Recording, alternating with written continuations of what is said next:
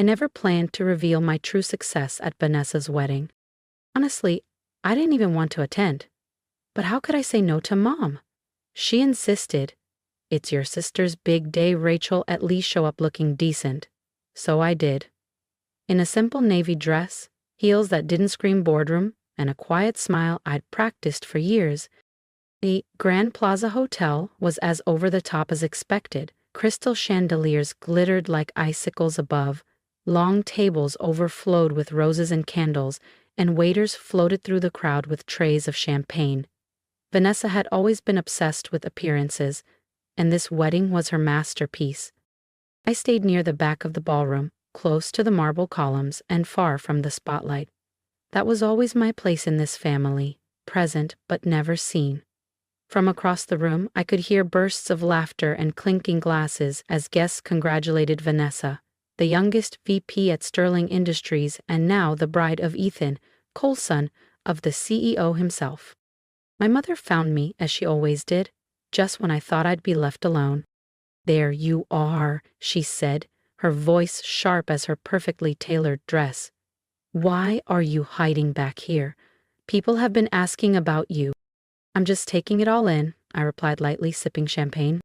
Her eyes flickered over my outfit. "You look fine," she said, lips pursed. "But you could have worn something more polished. Vanessa's wedding is a big event." I nodded, biting back every response I'd trained myself not to say. Just yesterday, I'd chaired a board meeting that determined the future of a Fortune 500 company. But no one here knew that.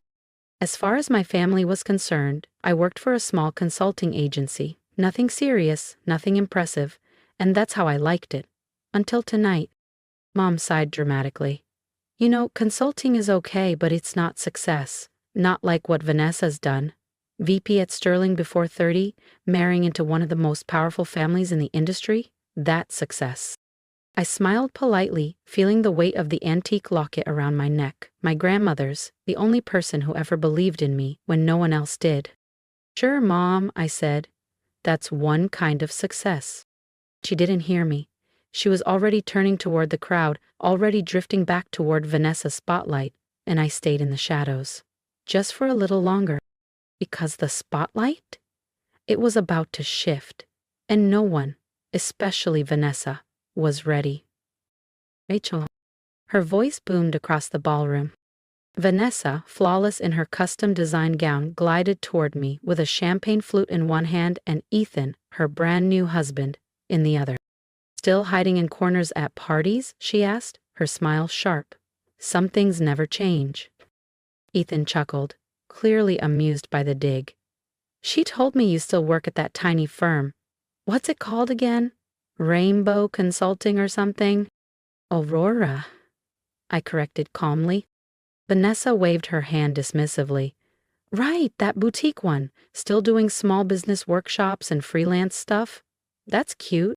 My fingers tightened around my glass, but I kept my tone even. "It keeps me busy."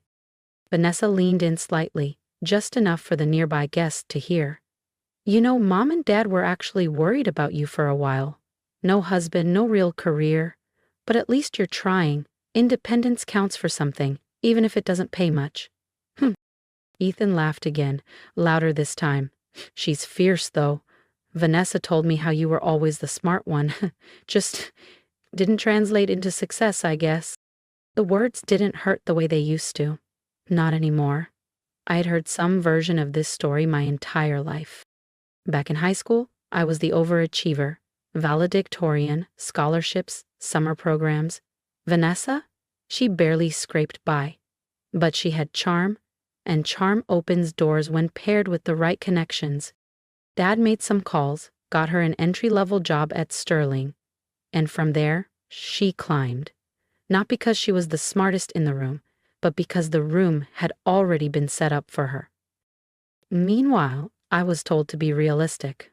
"Ambition is great, Rachel, but someone has to do the smaller jobs. Not everyone can be a leader." That's what they used to say. Even now, Vanessa was playing her role, the golden child, the prodigy, the center of attention. And I was still the other daughter. She clinked her glass against mine with a bright smile. "Well, here's to you, sis. May your little company bring you joy, if not money. I smiled back. Oh, it does, I said, more than you know. Because what they didn't know was everything.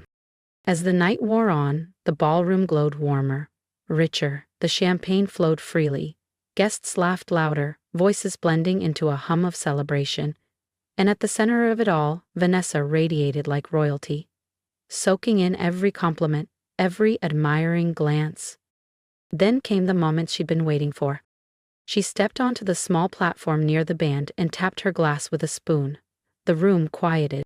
I just wanted to thank everyone for coming tonight, Vanessa beamed, especially since someone very special is joining us shortly.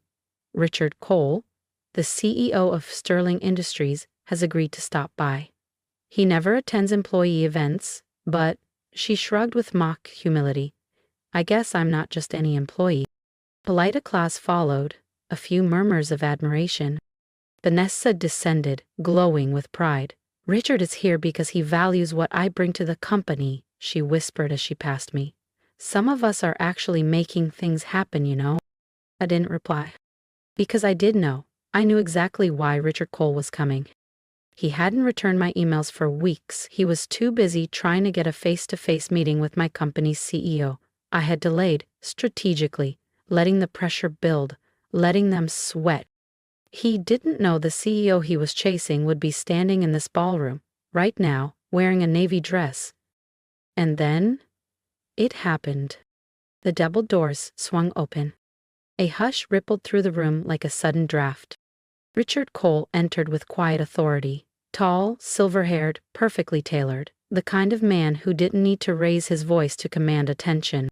Vanessa straightened instantly, tugging Ethan beside her. She looked like a student preparing to meet the principal.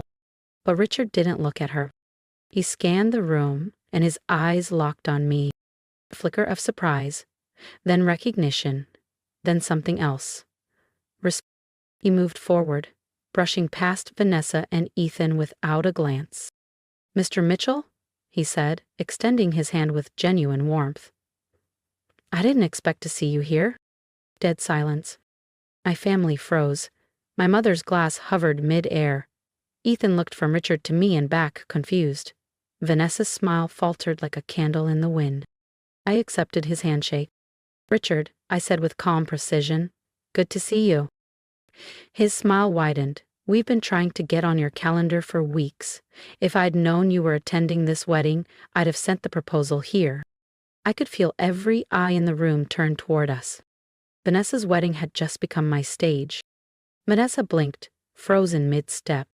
She looked between me and Richard like she'd misheard something. Wait, you two know each other? She asked, her voice rising slightly. Richard turned toward her, finally noticing the bride. Oh, you must be the one who works at Sterling. Vanessa forced a smile. Yes, I'm Vanessa. Vanessa Mitchell. Rachel is my younger sister. There was a pause. And then, almost too casually, he asked, You didn't tell me your sister was the CEO of Aurora Consulting. Vanessa blinked again. Sorry, what? Richard frowned slightly, genuinely confused. You didn't know? He looked back at me, a little awkward now. I assumed your family knew who you were.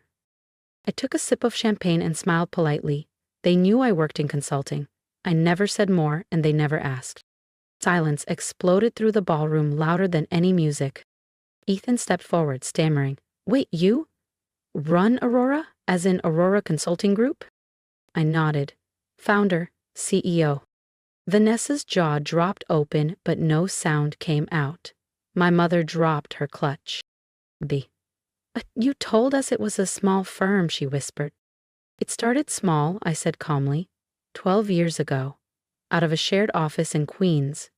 Now we advise half the Fortune 500. Richard nodded.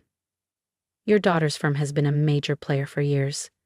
We've been pushing for a meeting to discuss a merger. Sterling is in a tight spot financially and Aurora has what we need. Vanessa's voice finally returned, but it cracked under the weight. Merger? What merger? I turned to face her directly. Aurora has been considering acquiring Sterling for months. You didn't know? No. Her voice was shrill now. No one told me. I met her eyes. Maybe because you never saw me as someone worth informing. Just your little sister with the cute job. Ethan looked pale. So, you're the one our board's been desperate to reach. My smile turned cold. That's right. Vanessa took a step back, as if the marble floor had tilted beneath her. Around us, the wedding crowd had gone from stunned to stunned silent. Some guests stared, others whispered, a few pulled out phones. My parents stood motionless. Their golden child had just been eclipsed by the one they never truly saw. And the spotlight Vanessa loved so much was finally shining where it always should have been. A few minutes later, I found myself in a side room just off the main ballroom, a velvet-draped lounge meant for bridal parties, now serving as a makeshift war room. Vanessa, Ethan, my parents and I, no crowd, no cameras, just four faces I'd known all my life, looking at me like I was a stranger. You couldn't wait, could you? Vanessa hissed. Her makeup was still perfect, but her composure was cracking. You just had to ruin my wedding. I didn't plan any of this, I replied, voice calm. You brought Richard Cole here to impress your guests. I just happened to be the person he's been trying to meet. Don't twist this, she snapped. You blindsided me. I turned to my mother. Mom? Dad? Anything to say? They exchanged a glance. My father cleared his throat. Rachel, honey, you should have told us. We didn't know. No, I cut in. You didn't ask. For years, you never asked, because you were too busy pouring everything into her. My mother's eyes welled up. We were trying to help her get established. She needed the support. And I didn't, I said, laughing bitterly. I was working 80-hour weeks, eating ramen, building something from scratch, while you co-signed Vanessa's apartment lease, funded her MBA with money from my savings account. My father stiffened. We always meant to pay you back. You never did, I said, because you never thought I'd amount to anything, and now that I have, you're scrambling to rewrite the past. Vanessa folded her arms. You think you're better than us now? No, I said softly. I always was, you just refused to see it. Ethan looked like he wanted to disappear. My mother took a shaky step forward. Rachel, we made mistakes. We were just trying to protect you. The business world is cruel, especially to women. And yet, here I am, I replied, standing, thriving, running the company that's about to save your precious Sterling Industries from collapse. The silence that followed was thicker than the velvet curtains around us. Vanessa sank into a chair, shell-shocked. And for the first time in my life, I didn't feel small in this family. I felt exactly as big as I was. 2 weeks later, I walked into the sleek glass-paneled boardroom of Sterling Industries, the very company that had been held up to me all my life as the gold standard of success. Today, it was mine to reshape. I wore a tailored black Armani suit, power in fabric form. Gone was the navy wedding dress, the quiet smile. In its place, posture, purpose, and presence. The board members were already seated, murmuring as I entered, their expressions a mix of curiosity, concern, and quiet fear. They all knew who I was now. Richard Cole stood at the head of the table and gestured toward the chair beside him. Miss Mitchell, he said with a nod, shall we begin? I sat, laid out my notes, and looked around the room. In the past few months, I began, Aurora Consulting has carefully reviewed Sterling Industries, its finances, leadership structure, operational bottlenecks. I paused. And we've reached a conclusion. Sterling has potential, but it's been managed by familiarity, not merit. That ends today. Several board members shifted uncomfortably.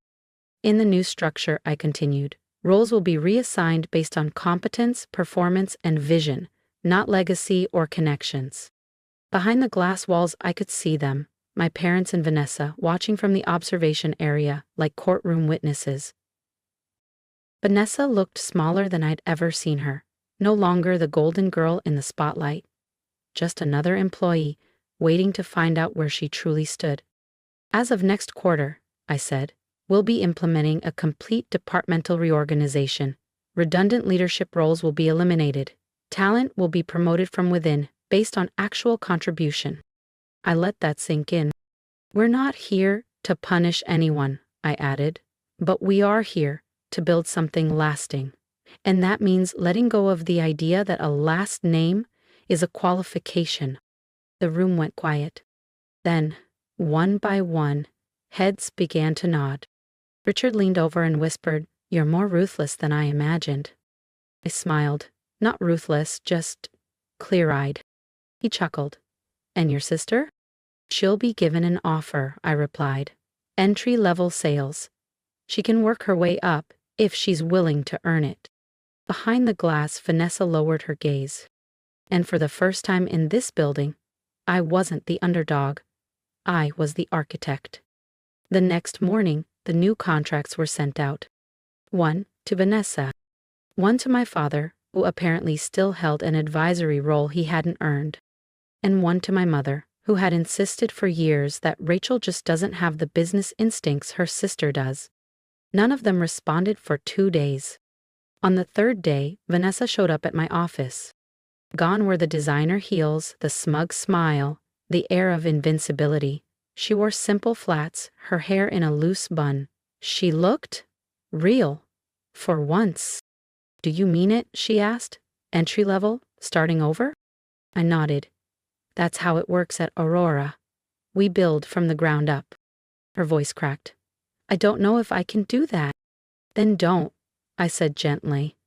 "You have a choice." She looked down, then back up. "I want to try. I don't want a handout. I want to be good enough. On my own." It wasn't an apology, but it was something.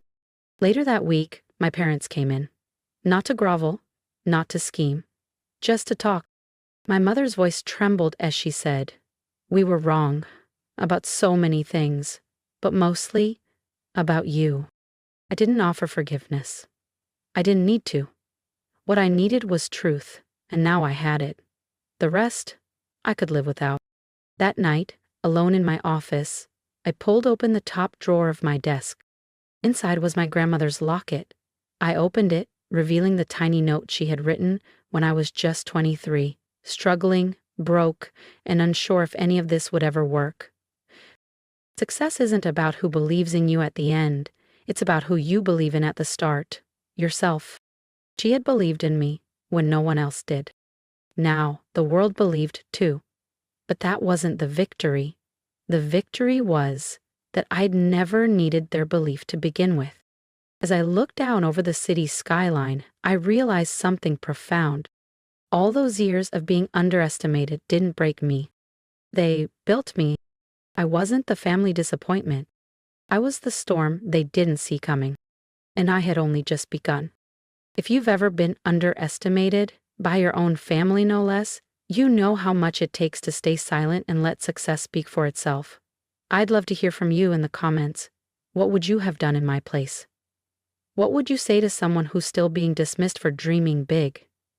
Let this story be your reminder. You don't need permission to build the life you deserve. Believe in yourself, even when no one else does. And if this message resonated with you, don't forget to like, share, and subscribe. More real stories are on the way.